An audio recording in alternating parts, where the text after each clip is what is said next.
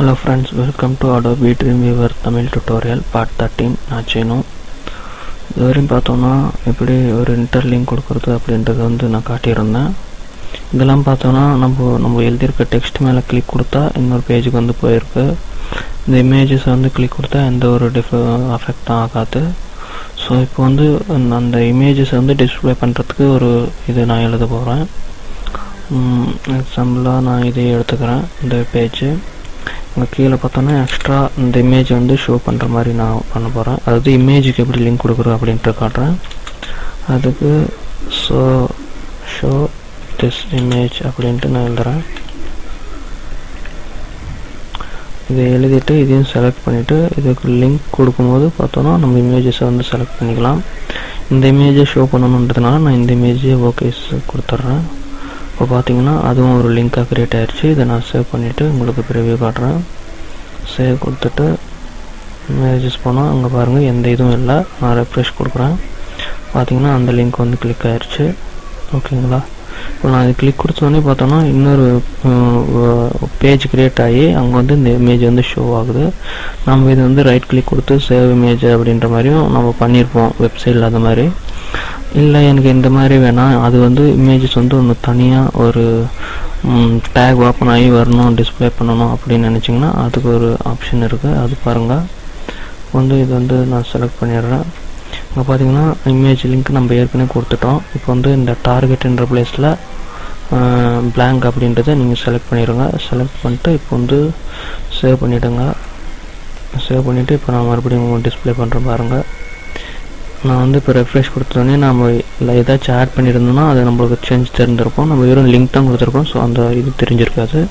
இப்போ நான் இதை கிளிக் கொடுக்கும்போது என்ன ஆகுதுன்னு பாருங்கள். இங்கே வந்து இன்னொரு டேக் ஓப்பன் ஆகுது தெரியுதுங்களா? பார்த்தீங்கன்னா இந்த இமேஜ் அப்படியே இருக்குது. டேக் வந்து புதுசாக ஒரு டேக் க்ரியேட் ஆகி அந்த இமேஜ் வந்து டிஸ்பிளே ஆகுது. இந்த மாதிரியே நம்ம வந்து லிங்க்கை வந்து கொடுத்துக்கலாம் அந்த டார்கெட் பிளேஸ் செலக்ட் பண்ணி. சரி, ஓகே. இப்போ வந்து நான் இந்த டெக்ஸ்ட் கிளிக் பண்ணேன், இந்த இமேஜ் வந்துடுச்சு. ஒருவேளை இந்த இமேஜஸை நம்ம கிளிக் கொடுக்கும்போது இன்னொரு இமேஜ் வரணும் அப்படின்னு நினச்சிங்கன்னா அதுக்கு வந்து எப்படி கொடுக்குறது அப்படின்றத நான் காட்டுறேன். ட்ரீம்வேவரில் போயிடலாம். புதுசாக இங்கே நம்ம ஏற்கனவே இதெல்லாம் பார்த்துட்டோம். ஸோ புதுசாக ஒரு பேஜ் வந்து க்ரியேட் பண்ணிக்கலாம். அதுவும் நியூ அப்படின்ட்டு கொடுத்துட்றேன். இந்த பேரில் ஜர்னி 2 அப்படின்னு கொடுக்குறேன். ஏன்னா இப்போ நான் இன்சர்ட் பண்ண போகிற இமேஜ் பார்த்தோன்னா ஜர்னி 2 படத்து ஹீரோயினியை தான் இன்சர்ட் பண்ண போகிறேன். Journey 2 heroine. இவங்க பேர் பார்த்தோன்னா வனேசா அப்படின்ட்டு சொல்லுவாங்க. நான் வந்து இதை செலக்ட் பண்ணிட்டு சென்டரில் கொடுத்துட்றேன். நான் பார்த்தோன்னா இது வந்து நியூ பேஜ்ன்றதுனால இதுக்கு ஒரு கிளாஸ் கொடுத்துக்கலாம். நம்ம என்ன கொடுக்குறோன்றதெல்லாம் முக்கியம் இல்லை. அதாவது நம்ம கிளாஸ் நேம் கொடுத்தோ அதுவே ஆட்டோமேட்டிக்காக வந்து செலக்ட் ஆகிக்கும். இங்கே பார்த்தீங்கன்னா இந்த கிளாஸ் வந்து க்ரியேட் ஆகிட்டே இருக்கும். இதுவே நான் இன்னொரு லெட்டர் க்ரியேட் பண்ணி இந்த பேஜுக்கு இன்னொரு லெட்டர் க்ரியேட் பண்ணுறேன் அப்படின்னு பார்த்தோன்னா அதுக்கு நம்ம புதுசாகவும் கிளாஸஸ் வந்து க்ரியேட் பண்ணிக்கலாம். இல்லை இதே கிளாஸஸ் எதுவும் நம்ம யூஸ் பண்ணிக்கலாம். நான் வந்து இப்போ வந்து டெக்ஸ்ட் ஸ்டைலையும் மாற்றிடுறேன்.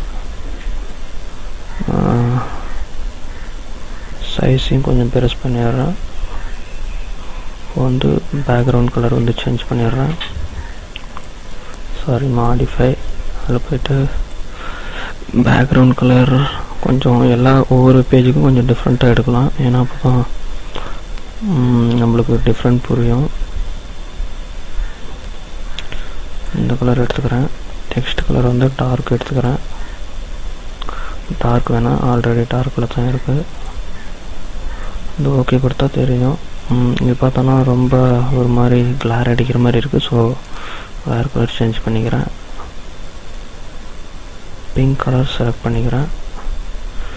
இப்போ என்டர் தட்டிட்டு இங்கே வந்து நான் இமேஜஸ் வந்து இம்போர்ட் பண்ணுறேன். ஆல்டர்னேட் டெக்ஸ்ட்டு வனேசா அப்படின்னு நான் கொடுக்குறேன்.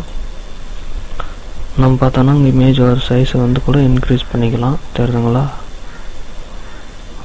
நம்மளுக்கு எந்த மாதிரி சைஸ் வேணுமோ அந்த மாதிரி நம்ம வந்து இமேஜை வந்து மாற்றிக்கலாம். அந்த மாதிரி ஆப்ஷன்ஸும் கொடுத்துருக்காங்க.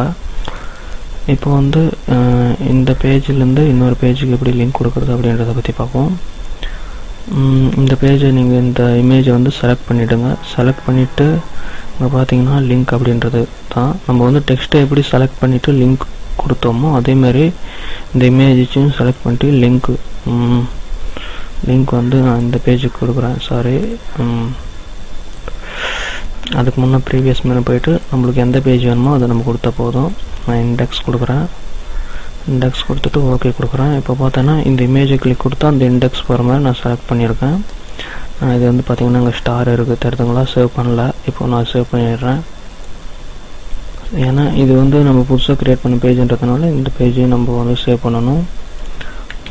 வனேசா அப்படின்னு நான் கொடுத்துட்றேன், நேமு சேவ் கொடுத்துட்றேன். இப்போ வந்து இது வந்து நான் ப்ரௌசரில் டிஸ்பிளே பண்ணி காட்டுறேன் உங்களுக்கு. ஹோம் பேஜுக்கு போயிடுறேன் ஃபஸ்ட்டு. சாரி, இங்கே நம்ம வந்து வனேசான்றது ஹோம் பேஜில் எழுதவே இல்லை. ஸோ அதையும் நாங்கள் எழுதிடுறேன். அதை எழுதிட்டு இதுக்கு நான் லிங்க் கொடுத்துட்றேன். நம்ம ஏதாச்சும் தப்பு பண்ணனாலையும் ஆட்டோமேட்டிக்காக பார்த்தோன்னா அங்கே வந்து நம்மளே மாற்றிக்கலாம். லிங்க் டு வனேசா வந்து நான் இதை சேவ் பண்ணிடுறேன். சேவ் பண்ணிவிட்டு ப்ரௌசரில் காட்டுறேன். பார்த்தீங்கன்னா அந்த பேஜ் வந்துருச்சு. கிளிக் கொடுத்தோன்னே இங்கே வந்துருச்சு. ஆனால் நான் அது வந்து ஏற்கனவே காட்டிட்டேன். இப்போ வந்து இந்த இமேஜை கிளிக் கொடுத்தா நம்மளுக்கு ஹோம் பேஜ் வந்து வரணும் தெரியுதுங்களா. இப்போ நான் கிளிக் கொடுத்தோன்னே பார்த்தோன்னா ஹோம் பேஜ் வந்துருச்சு. மறுபடியும் நான் போகிறேன். இங்கே பாருங்கள், இப்போ நான் இந்த இமேஜை கிளிக் கொடுத்தோன்னா நம்மளுக்கு எந்த பேஜ் வேணுமோ அது வந்து நம்ம டார்கெட்டை வந்து செலக்ட் பண்ணிக்கலாம். இந்த மாதிரி வந்து நம்ம க்ரியேட் பண்ணிக்கலாம். ஒவ்வொரு பேஜுக்கும் நம்மளே அப்படி கொடுத்துட்டு வரலாம். ஓகேங்களா. இந்த மாதிரி தான் ஒரு இமேஜிலிருந்து இன்னொரு பேஜுக்கு நம்ம வந்து லிங்க் கொடுக்குறோம். இந்த லிங்கிங் வந்து நீங்கள் நிறையா முறையில் மாற்றி யூஸ் பண்ணுறதுனால ஒரு ஹோல் வெப்சைட்டுக்கு தேவையான டெக்ஸ்ட்டு ஒரு பேசிக்காக இப்போ ஒரு பேஜ் க்ரியேட் பண்ணுறதுக்கு நான் எல்லாம் சொல்லி கொடுத்துருக்கேன். நீங்கள் இதெல்லாம் ட்ரை பண்ணி பாருங்கள். தேங்க்யூ ஃபார் வாட்சிங்.